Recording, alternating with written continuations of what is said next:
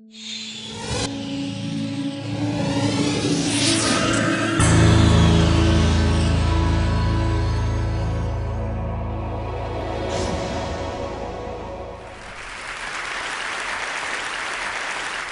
years ago, on the TED stage, I announced a company I was working with at the time called Odeo.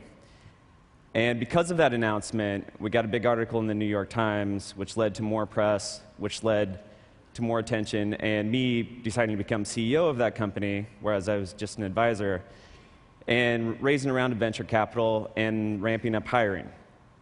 One of the guys I hired was an engineer named Jack Dorsey. And a year later, when we were trying to decide which way to go with Odeo, Jack presented an idea that he'd been tinkering around with for a number of years that was based around sending simple status updates to friends. And we were also playing with SMS at the time at Odeo, so we kind of put 2 and 2 together. And in early 2006, we launched Twitter as a side project at Odeo. Now, it's hard to justify doing a side project at a startup where focus is so critical. But I had actually launched Blogger as a side project in my previous company, thinking it was just a little thing we'd do on the side. And it ended up taking over not only the company, but my life for the next 5 or 6 years. So I learned to kind of follow hunches, even though you can't necessarily justify them or know where they're going to go. And that's kind of what's happened with Twitter time after time. So for those of you unfamiliar, Twitter is based around a very simple, seemingly trivial concept. You say what you're doing in 140 characters or less, and people who are interested in you get those updates. If they're really interested, they get the update as a text message on their cell phone. So for instance, I'm at Twitter right now that I'm giving a talk at TED. And in my case, when I hit send, up to 60,000 people will receive that message in a matter of seconds. Now, the fundamental idea is that Twitter lets people share moments of their lives whenever they want, either momentous occasions or mundane ones. It is by sharing these moments as they're happening that lets people feel more connected and in touch, despite distance and in real time. This is the primary use we saw of Twitter from the beginning, and what got us excited. What we didn't anticipate was the many, many other uses that would evolve from this very simple system. One of the things we realized was how important Twitter could be during real-time events. When the wildfires broke out in San Diego in October 2007, people turned to Twitter to report what was happening and to find information from neighbors about what was happening around them. But it wasn't just individuals. The LA Times actually turned to Twitter to dispense information as well and put a Twitter feed on their front page. And the LA Fire Department and Red Cross used it to dispense news and updates as well. At this event, dozens of people here are twittering, and thousands of people around the world are following along because they want to know what it feels like to be here and what's happening. Among the other interesting things that have cropped up is many things from businesses, from marketing and communications and predictable things to an insanely popular Korean barbecue taco truck that drives around LA and twitters where it stops, causing a line to form around the block. Politicians have recently begun twittering. In fact, there's 47 members of Congress who currently have Twitter accounts, and they're tweeting, in some cases, from behind closed-door sessions with the president. In this case, this guy's not liking what he's hearing.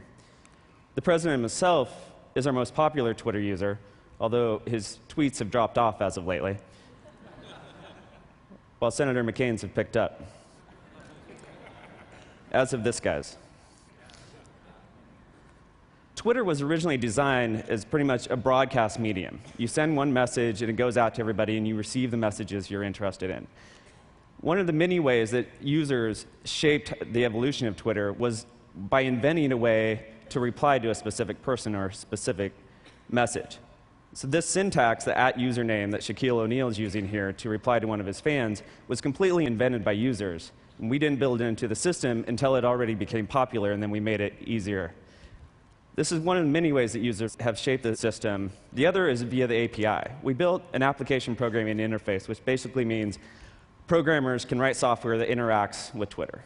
We currently know about over 2,000 pieces of software that can send Twitter updates and interfaces from Mac, Windows, your iPhone, your BlackBerry, as well as things like a device that lets an unborn baby Twitter when it kicks, or a plant Twitter when it needs watered.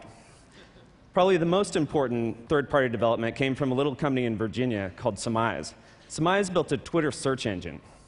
And they tapped into the fact that if you have millions of people around the world talking about what they're doing and what's happening around them, you have an incredible resource to find out what's happening among any topic or event while it's going on. This really changed how we perceive Twitter. For instance, here's what people were saying about TED. And this is another way that our mind has shifted, and Twitter wasn't originally what we thought it was. So we liked this so much, we actually bought the company and are folding it into the main product. And this is not only lets you view Twitters in different ways, but it introduces new use cases as well. One of my favorite is what happened a few months ago when there was a gas shortage in Atlanta.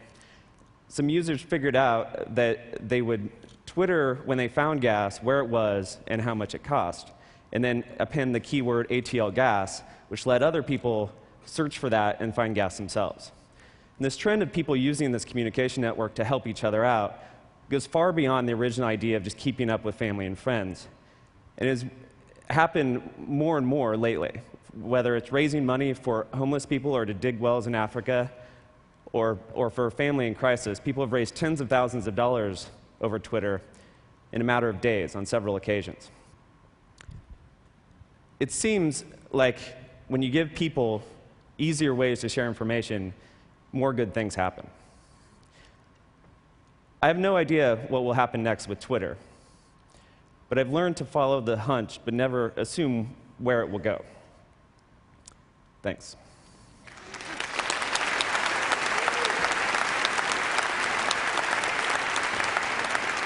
We're not quite done yet. So look, if we could have this screen live. This is actually the most terrifying thing that any speaker can do after they've been to an event. It's totally intimidating. So this would be the Twitter search screen. So we're going to just type a couple of random words into Twitter. For example, Evan Williams. Evan Williams, give people more good ways to share information and follow your hunch at TED. Currently listening to Evan Williams. Currently listening to Evan Williams. Oh, Evan Williams is just dying on stage here at TED. Worst talk ever. Nice, thanks. Just kidding. So, it's like. But literally, in the 8 minutes he was talking, there's about 50 tweets already came on the talk, and so he'll see every aspect of it, of the reaction, the fact that Barack Obama is the biggest Twitterer, the fact that it came out of TED. I don't think there's any other way of getting instant feedback that way. So you have built something very fascinating, and it looks like its best times are still ahead of it. So thank you very much, Evan. Thank you. It was really interesting.